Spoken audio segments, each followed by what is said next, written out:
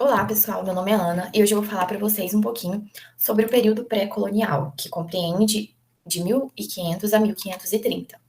É, a história do Brasil ela começa a ser contada a partir do feito dos colonizadores. Estes que acharam ter descoberto as nossas terras e atribuíram a elas sentidos e ao território e aos ameríndios que estavam aqui. Mas nós sabemos que essa narrativa histórica da descoberta, ela começou a ser tratada a partir do subjugamento dos povos originários. E na historiografia atual, a gente consegue ver e perceber que não foi um descobrimento, que os ameríndios já ocupavam esse espaço com sua cultura e com sua forma própria de viver, que essa visão de descobrimento, ela parte do ponto eurocêntrico, né, de achar que os ameríndios que aqui estavam, eles não eram civilizados simplesmente porque não seguiam as regras sociais dos portugueses quando eles abarcaram aqui.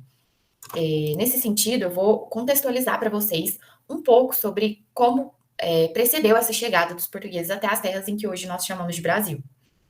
A expansão marítima portuguesa, nos séculos XIV e XV, ela tinha fortes interesses econômicos, territoriais, militares e religiosos, e foi também impulsionada pelas especiarias do Oriente. Especiarias essas que eram a noz moscada, a pimenta do reino, o cravo, canela, e entre outras. Elas eram muito importantes, tanto que eram usadas como dotes, como parte de heranças, até mesmo como moeda.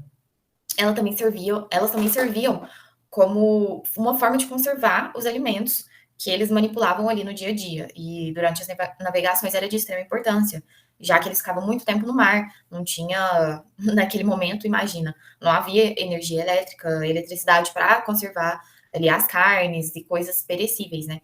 Então, essas especiarias, elas evitavam o máximo que podiam ali do alimento perder e até mesmo disfarçavam o gosto de perdido para que eles pudessem consumir, né? Mas assim, aconteciam desarranjos alimentares ali, a comida, como era mal armazenada, ficava sujeita a ratos, baratas, parasitas, que faziam suas necessidades naquelas comidas.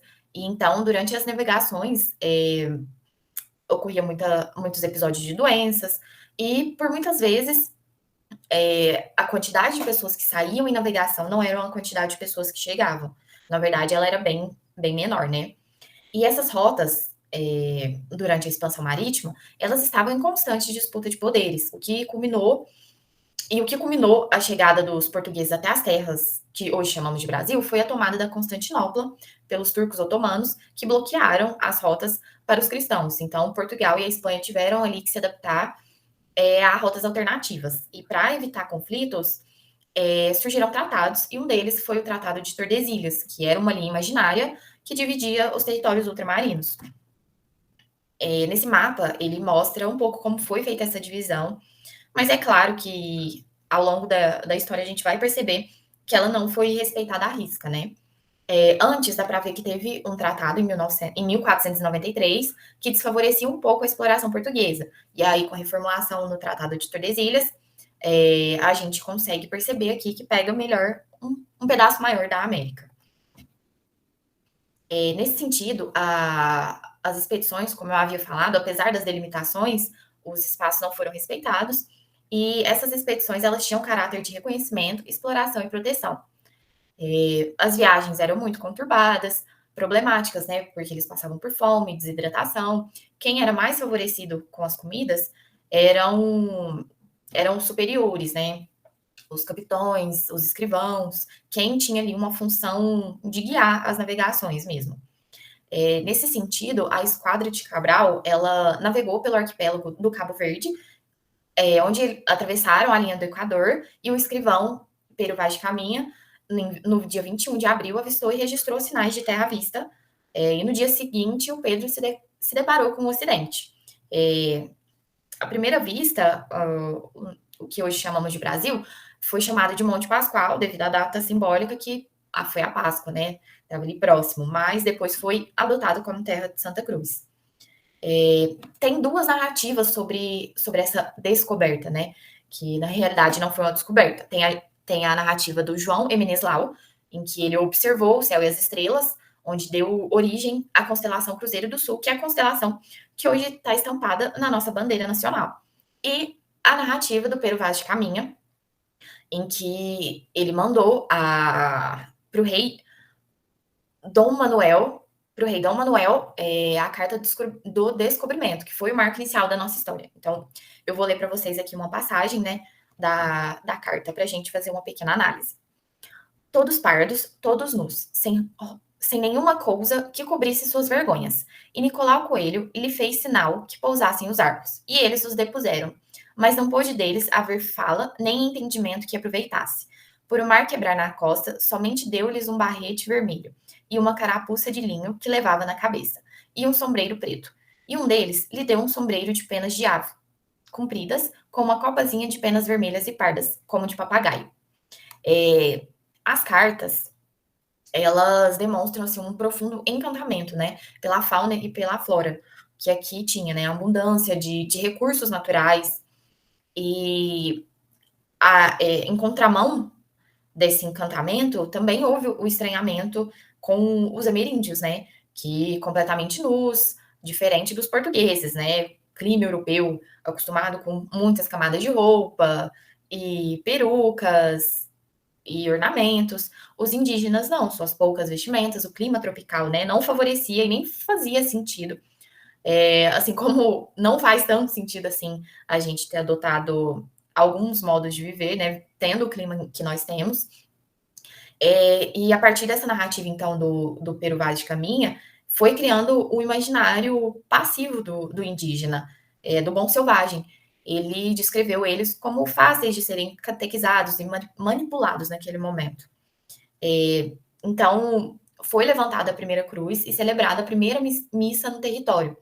E durante esse período pré-colonial, as terras elas não eram uma prioridade da coroa, porque a coroa estava mais interessada no que estava dando mais lucro para ela, que era o Oriente, né, com as especiarias e as trocas comerciais.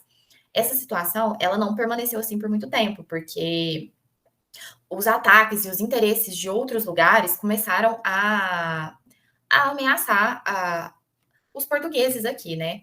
E aí começou a ser feito um sistema de concessão de terra, os quais funcionavam com explorações indiretas, que não era feita pelo Estado. E o primeiro item que foi comercializado foi o pau-brasil, que era um item assim que Portugal já tinha certa semelhança, que era madeira, mas que era um tanto quanto peculiar e diferente, né? Por ter a chance de extrair esse pigmento avermelhado para tecidos e tudo mais. E os indígenas eram quem cortavam as árvores e carregavam até os navios em troca de quinquilharias. Porém, o que eram essas quinquilharias? Elas podiam ser anzóis que ajudavam eles na pesca, podiam ser espelhos, podiam ser alguma sapato, alguma peça de roupa, sabe? Coisas que talvez os ajudassem também.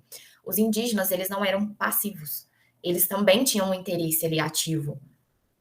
Não eram simplesmente uma imposição dos portugueses. Os indígenas também se articulavam ali e tinham certo poder até onde eles conseguiam, devido à repressão, né, e às forças em cima deles.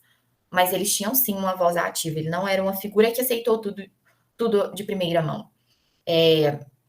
Mas com a concorrência, a situação de Portugal já não estava mais favorável. E ali, próximo dos anos de 1530, com a intensificação das disputas e dos ataques, a coroa começa a iniciar as expedições de povoamento que foram comandadas pelo Martinho Afonso de Souza, que trouxe os portugueses marginalizados, em estado de miséria, para ocupar esses espaços aqui no Brasil. E nesse mesmo momento também havia a ambiguidade dos jesuítas, que estavam se queixando, né, que a parte religiosa de catequização estava sendo deixada de lado em favor do lucro, né? E isso foi desenvolvendo conflitos e problemáticas. E aí, a partir desse momento dessa colonização de povoamento, é que a gente vai entrar em uma segunda parte da história, que é o período colonial de fato. Então é isso, pessoal. Essa foi a aula de hoje. Até mais.